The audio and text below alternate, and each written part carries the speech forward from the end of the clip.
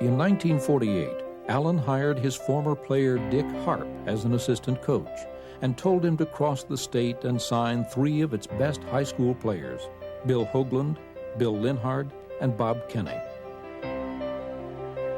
And Doc told me before I left, he said, now I want you to tell them 2 things.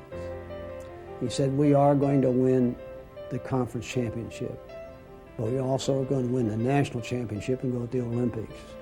And I said, oh, you really don't want me to tell them as a truthful statement, do you? And I'd hate to fib the first time we met. And he said, that's what I want to tell you. You know, he didn't particularly even like my saying that, so I said, okay. Harp delivered the Kansas players, but Allen saved the biggest recruit for himself. Clyde LaVellette lived in Terre Haute, Indiana, and at 6 feet 9 inches tall, he was the best big man in the country. Allen had spent months trying to lure LaVellette to Kansas, but Clyde lived in the heart of Hoosier country, and he had already committed to the University of Indiana. Fogg was undeterred, and he made one last trip to Terre Haute to try to change his mind. And I can remember sitting out on the porch, and this big Chrysler New Yorker drove up, and I knew who it was. And so I told Dad, I said, Dad, you just stay here. And when Fogg comes, just tell him that I'm not home and try to get rid of him. So he came in the house, and of course I wasn't in the house, I was in the backyard as far as way I could get from him, in the garage, I believe, just trying to hide from him. Fogg convinced LaVellette to get in the car and come to Kansas, just to take a look.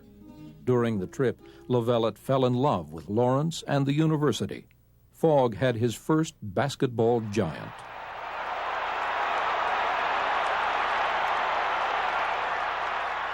Freshmen weren't allowed to play on the varsity, but when LaVellette became a sophomore, he made an immediate impact. He led the conference in scoring the next 3 seasons. By 1952, Fogg's recruits had played together for 3 years. LaVellette was named an All-American, and the Jayhawks were one of the most talented teams in the country.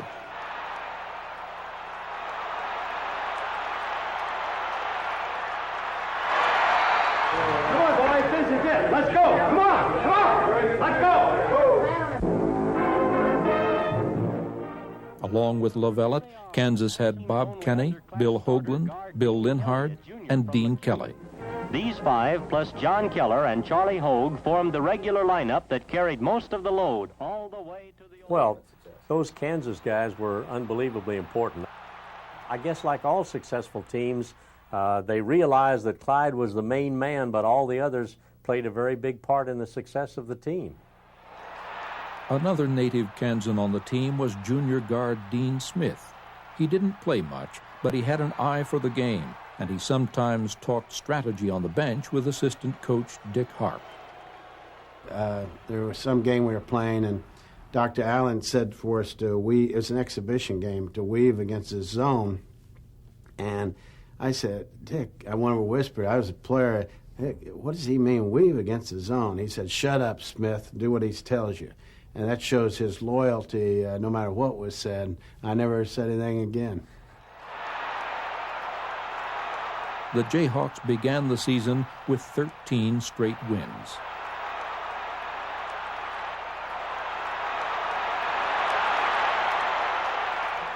Kansas comes back home January 5th to open the conference season as the nation's #1 team.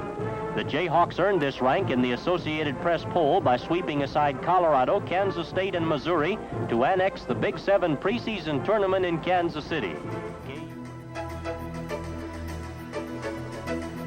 At midseason, Kansas lost back-to-back games at K-State and Oklahoma A&M. But Fogg got the team back on track. They went through the rest of the conference season undefeated and advanced to the NCAA tournament.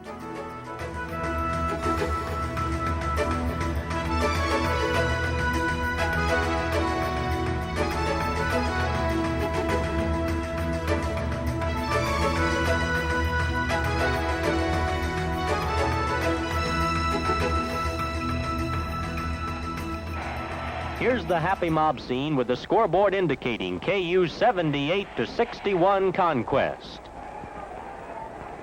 The Jayhawkers, in dark jerseys, open NCAA play in the Kansas City Regional against TCU's Southwest Conference champions.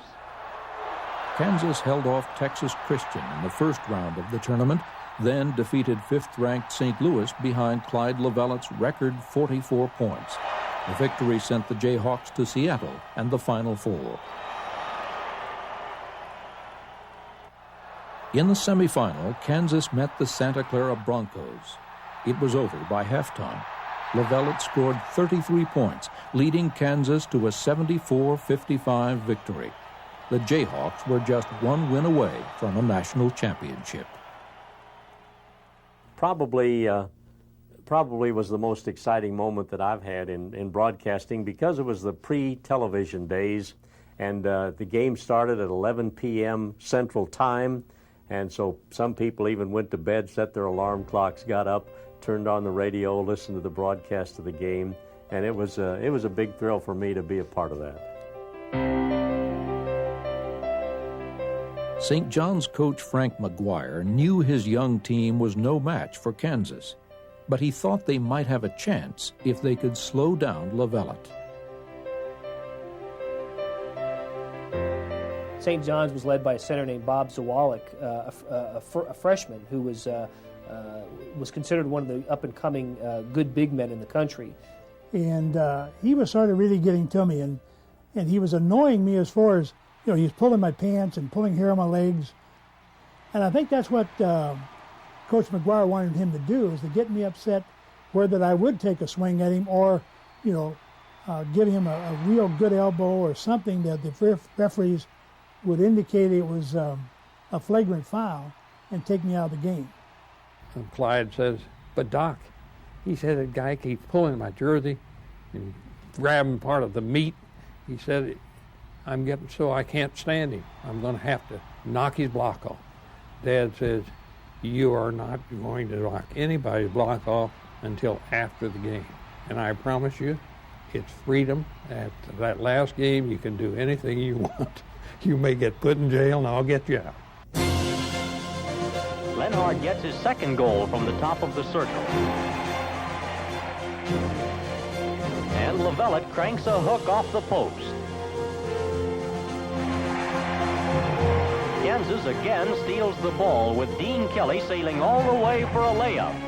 He misses, but Kenny follows hard for the goal.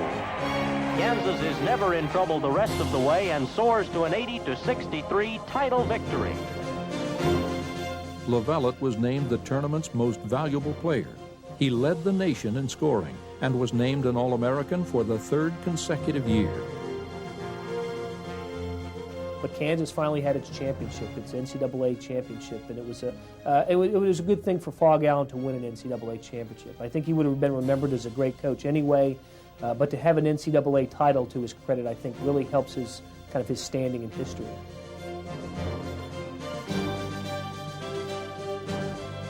The team arrived back in Lawrence the next night. Thousands turned out to greet their national champions. It was an exciting moment. And especially coming back to Lawrence with a parade and Clyde Lavellet on the fire truck. Would you mind if I drove the fire truck? You know, of course, everything was, you can do anything, Clyde, we just won the national championship, you could have the whole town if you want it. Coming downtown and driving that fire truck. Whew.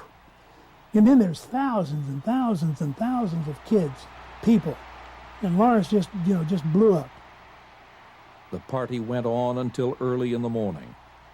At the end of the parade route, students had built a bonfire.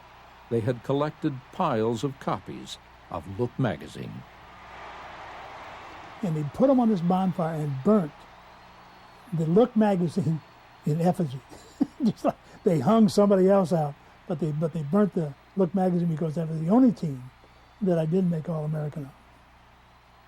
And I thought that was kind of neat. But the team had little time to celebrate. 5 days later, they flew to New York for the Olympic playoffs. 7 Jayhawks and Phog Allen were named to the United States team that won the gold medal at the Olympic Games in Helsinki, Finland. Allen had fulfilled a promise that he had made to them all 4 years earlier.